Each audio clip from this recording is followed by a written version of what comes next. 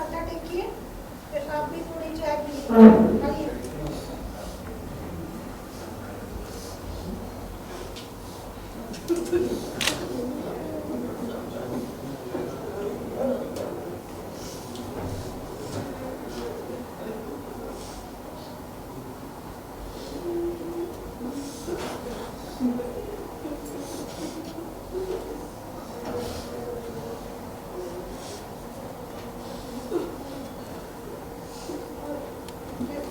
Industry के लिए ये कपड़े सुखा करके साफ के कपड़े लौटा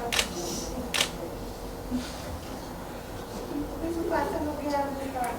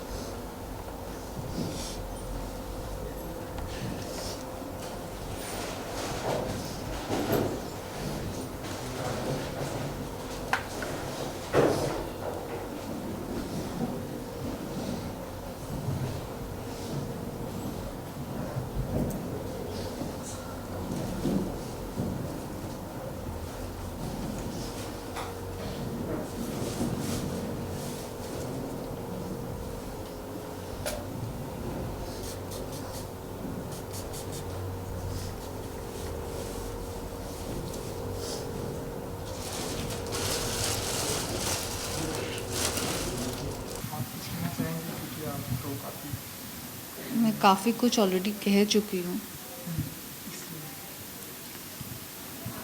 एंड आई थिंक जिसकी माँ ऐसी हो तो उस बच्चे से क्या उम्मीद कर सकते हैं, ऐसी वाली बात है। अभी मैं कुछ ऐसा बोल दूँगी जो शायद मुझे बोलना नहीं चाहिए हो, इसलिए मैं चुप बैठी हूँ। बट ये एक्चुअली हर एक लड़की के लिए मैं कहना चाहूँगी। दिव्या तो हमारे बीच में नहीं रही, पर जितने उसके फैंस या उसने जिन जिन लोगों को ये सब बारे में, मुझे कभी दिव्या ने ये सब नहीं बताया, क्योंकि उसको बहुत अच्छे से पता था कि अगर मैंने देवों को बोल दिया तो पूरी दुनिया एक तरफ हो जाती और मैं सिर्फ गगन से एक बार ही मिली हूँ। और अगर उस दिन मुझे एक्चुअली पता होता ना कि गगन दिव्या के साथ क्या कर रहा है, मैं ना आगे देखती ना पीछे देखती, मैं सोचती भी नहीं कि उसका मैं क्या हाल कर देती वहीं पे। And this is to you Gagan, गबरू, जो भी है बड़ा वाला, तू समझ ले तू क्या है। जितनी भी तूने ज़िंदगी में तेरी माँ बहन तूने गालियाँ दी भी नहीं होगी ना, वो सारी गालियाँ तू अपने लिए और अपने माँ के लिए एकदम संजोग के रख ले मेरे तरफ से। और जिस दिन तू मुझे दिख गया ना, तो बॉम्बे तो आना मत, कभी आना मत, क्योंकि यहाँ पे आएगा तो जेल में ही जाएगा। अभी तो जहाँ पे भी भाग के गया है ना, वहीं पे भाग के छुपा रहे। और क्या बोलते हैं ना, ऊपर की लाठी जब मार पड़ती है ना, लाठी की आवाज़ नहीं होती है। तो मतलब दिल से अगर किसी को आज मैंने बद्दुआ दी है ना, वो तुझे दी है। मतलब लिटरली बोलते हैं ना कि कीड़े पड़ जाए मर जाए, तो एक्चुअली तेरे साथ वही होगा, तेरे साथ भी होगा, तेरे माँ के साथ भी वही होगा कि तुम लोग के बॉडी में ऐसे कीड़े पड़ेंगे ना कि कोई पूछने वाला भी नहीं आएगा। ऐसी मौत मरोगे तुम लोग, ऐसी हालत होगी तुम लोगों की। तुम लोगों ने ऐसी एक लड़की को टॉर्चर किया है ना, जो लड़की अपने दुश्मन को भी ना अगर बोले ना कि दिव्या मुझे एक रात के लिए खाना चाहिए, सोने की जगह चाहिए, वो वैसी लड़की थी।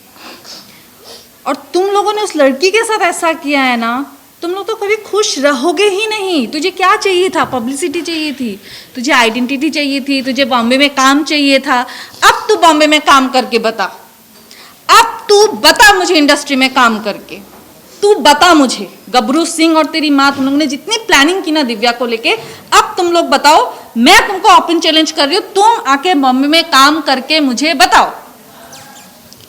So the thing is, of course legally चीज़ें जाने के लिए वी नीड लीगल हेल्प।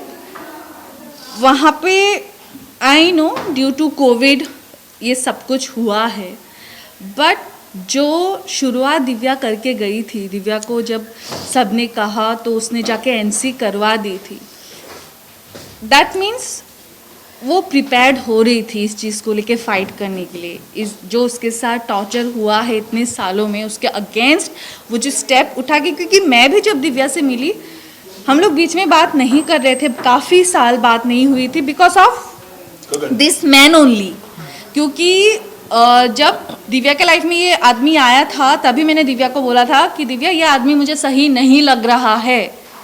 कुछ ही दिन के बाद मुझे पता चला कि वो एक रेपिस्ट है, उसके ऊपर एक रेप केस चल रहा है जिसके लिए लास्ट ईयर भी वो जेल जाके आया है, 10 साल की सज़ा हो चुकी है because of Divya and because of his some clients जो भी यहाँ पे थे इंडस्ट्री में, उनके आई गेस रिटन नोटिफिकेशंस के वजह से, लेटर के वजह से उसको बेल मिल गई है उस टाइम पे। बट तभी मैंने दिव्या को बोला था कि Divya this is not right and you are not doing right, और उसके वजह से वो अपने पूरे घर वालों के अगेंस्ट हो गई थी। जबकि मैंने और मेरे ऐसे 2-3 फ्रेंड्स हैं जिन्होंने देखा है कि आंटी अंकल ने एक्चुअली दिव्या के लिए क्या किया है। मतलब even I do have my mom right, but honestly I could say मेरी मॉम सब कुछ छोड़ा के मेरे साथ यहाँ पे ज़िंदगी भर नहीं रह सकती है, अपना काम छोड़ के वहाँ पे भाई है। But I have seen them कि वो कैसे पूरा दिल्ली का घर काम सब छोड़ के दिव्या के लिए यहाँ पे आके रहते थे literally.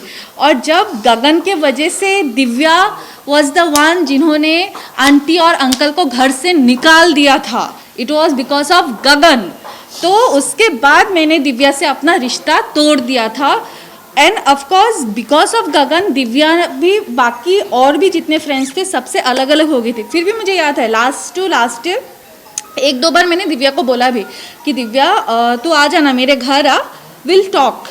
But till then time I felt that she is happy, you know, इतने साल हो गए, मैंने कहा सब कुछ अच्छा ही होगा। सो बट 2-3 बार वो आई नहीं, आऊँगी बोल के, तो मुझे थोड़ा डाउट होने लगा।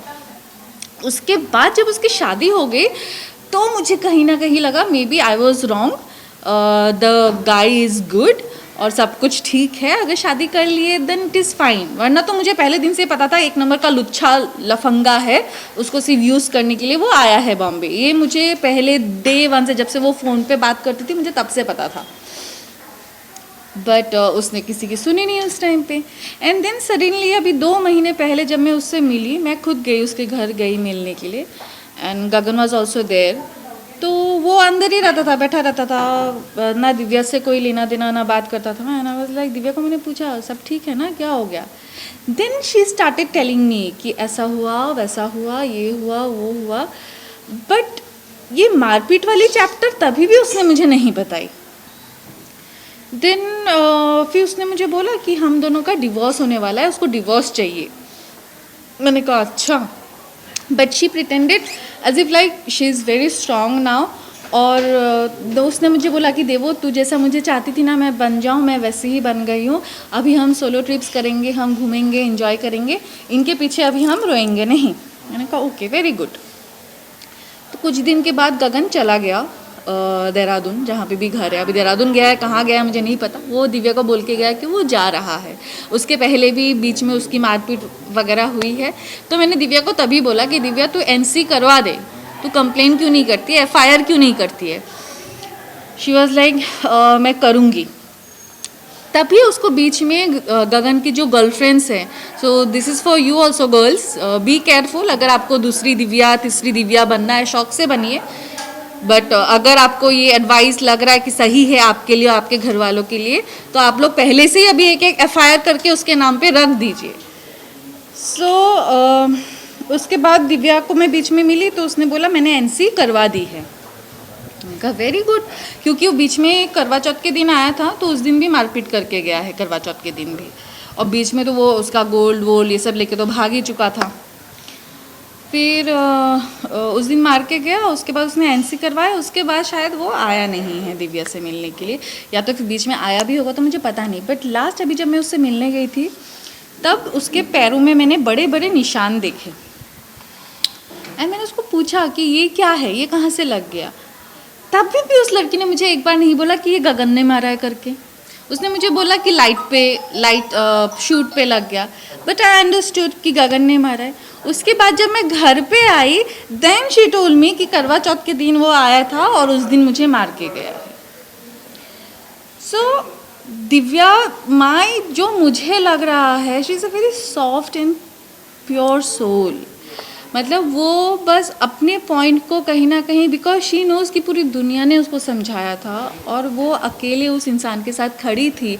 अगर उस टाइम पे दिव्या उस कमीने के साथ खड़ी नहीं होती ना, तो अभी तक वो जेल पे सड़ रहा होता। सो बिकॉज ऑफ दिव्या आज वो बाहर घूम रहा है, एंड बिकॉज ऑफ हिम आज दिव्या हमारे पास नहीं है।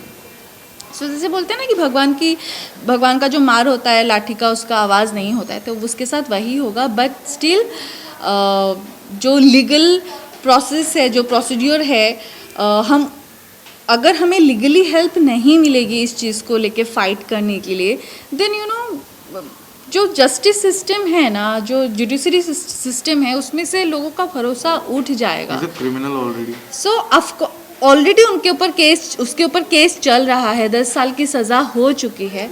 एंड आफ्टर दैट ऑल्सो अगर उसके अभी हम ऐसा नहीं है कि कुछ हम लोग खुद से बना के या कुछ, every evidence we have, every proof we have, You can Google it. You know everything we have. अगर आप फिर भी एक FIR दर्ज नहीं कर रहे हो, देन डेफिनेटली कुछ ना कुछ तो कहीं तो प्रॉब्लम है ना, जिस प्रॉब्लम के वजह से मे बी कोई हिम्मत नहीं करता होगा। ये शायद बहुत ऐसी लड़कियां होंगी जो ऐसे सफ़र कर रहे हैं और हिम्मत कर नहीं पाते, क्योंकि जब हिम्मत करते हैं ना तो सामने वाला कोई मदद ही नहीं करता। पहले तो जो दोस्त करते रहेंगे, 100 में से 90 तो पीछे ऐसे ही हट जाएंगे कि भाई दूसरों का पछड़ा है, हमें क्यों पढ़ना है। अरे भाई, जब दूसरे का पछड़ा है तो तुम आए क्यों दोस्त के नाम पे, पहली बात। सेकंड चीज़, अगर लीगली हमें हेल्प नहीं मिलेगी तो कोई कैसे हिम्मत करेगा कि किसी के उनके साथ जो हो रहा है टॉर्चर या जो भी गलत चीज़ हो रही है उसके अगेंस्ट कुछ बोलने के लिए, जब सामने वाला हेल्प करने के लिए तैयार नहीं होगा। एक नॉर्मल सिटीजन कहाँ जाएगा? लीगल हेल्प के लिए जाएगा ना कि भाई मेरी मदद करो। पर सामने वाला ही अगर बोल देगा कि नहीं ऐसा है, वैसा है, वो है, अरे you are here to help the normal Indian citizen, right? So आप हेल्प करो ना, कैसे कर सकते हो? कोई भी तो ऐसे कुछ भी नहीं कर रहा ना। We have all the evidences, we have all the proofs. उसके बावजूद भी अगर आप हेल्प नहीं करते हैं तो लोग तो ऐसे ही करते रहेंगे, ऐसे ही सहते रहेंगे। वी हैव विटनेसेस, और क्या चाहिए आपको? N number of witnesses, like you can't even count. So you guys even can't imagine कि उसके साथ क्या हुआ है। I know this is due to covid, but apart from it, the mental stress, the physical abuse, everything जो भी वो गई है, go through उसने किया है, it is, you can't even imagine it. So yeah, I would like say कि please support कीजिए। एंड जितने भी लड़कियां हैं या जितने भी लोग ऐसे इस तरीके से सफ़र कर रहे हैं, प्लीज़ आवाज़ उठाइए, एक्शन लीजिए। अगर टाइम पे एक्शन नहीं लेंगे दिन फिर से ऐसे ही होता ही रहेगा। ऐसा होता आया है और ऐसे ही होता रहेगा। सो या दैट्स ऑल।